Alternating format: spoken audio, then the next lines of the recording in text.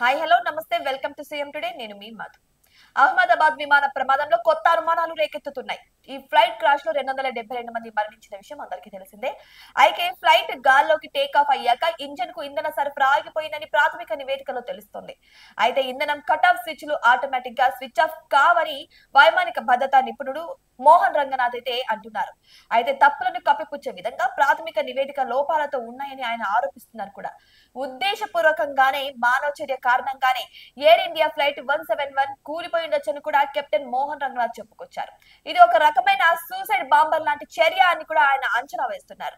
ఇక fuel cut off switch ల అమరిక, ఇక కాక్పిట్ ఆడియోలను పరిశీలించినప్పుడు పలు అనుమానాలు వస్తున్నట్టు చెప్పుకొచ్చారు. ఇక ఫ్యూయల్ కంట్రోల్ స్విచ్ లు వాటంతటా అవి ఆఫ్ కావని, పైలట్లు ఎవరైనా ఆఫ్ చేసి ఉండొచ్చని ఆయన చెప్పుకొచ్చారు. ఇవి తమంతట తాము ఆటోమేటిక్ గా స్విచ్ ఆఫ్ కావన్నారు. విద్యుత్ సరఫరా విఫలమైనప్పటికీ ఇవి స్విచ్ ఆఫ్ కావని చెప్పుకొచ్చారు. ఇవి జారిపోయే తరహా స్విచ్లు కాదని కూడా తెలిపారు. ఒక స్లాట్ లో కదలకుండా ఉండేలా వీటిని డిజైన్ చేసినట్టు కూడా చెప్పారు. వీటిని పైకి లేదా కిందికి కదిలించాలంటే వాటిని పట్టుకొని కదిలించవలసి ఉంటుందని కూడా చెప్పారు.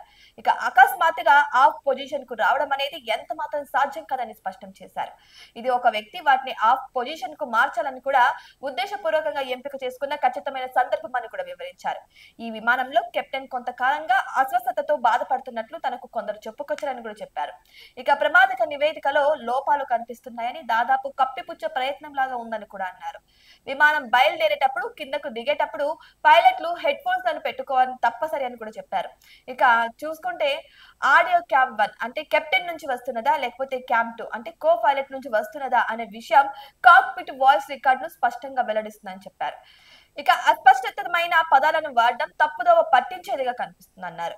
ఇక ఈ చర్య ఉద్దేశపూర్వకంగామైనదని, అందుకే తాను ఫ్లూయల్ స్విచ్ లను ఆఫ్ చేయడం మాన్యువల్ గానే జరిగిందని చెప్పుకొచ్చారు. ఇక ఈ విమానం సిబ్బందిలో ఒకరు కొంతకాలం పాటు వైద్యపరమైన కారణాల మేరకు సెలవు తీసుకున్నారని తనకు కొందరు ఎయిర్ ఇండియా పైలట్లు చెప్పారు. ఈ విషయం చాలా మంది లైన్ పైలట్లకు తెలుసని, అటువంటప్పుడు ఎయిర్ ఇండియా టాప్ మేనేజ్మెంట్ కు దీని గురించి తెలియనట్లయితే ఆశ్చర్యకరమేనని మోహన్ రంగా చెప్పుకొచ్చారు. ఏదేమైనా సరే ఇది చూస్తుంటే ఇది నార్మల్ గా ప్రమాదవశాత్తు జరిగిన ప్రమాదం అయితే కాదని, లేకపోతే ఇది ఉద్దేశపూర్వకంగానే జరుగుతుందని అయితే రంగనాథన్ తెలిపారు. సో దీని వల్ల ఖచ్చితంగా నివేదికలు ఇవ్వాలని కూడా ఆయన కోరుతున్నారు. మరి ఇటువంటి అప్డేట్స్ కోసం మా ఛానల్ ని సబ్స్క్రైబ్ చేసుకోండి.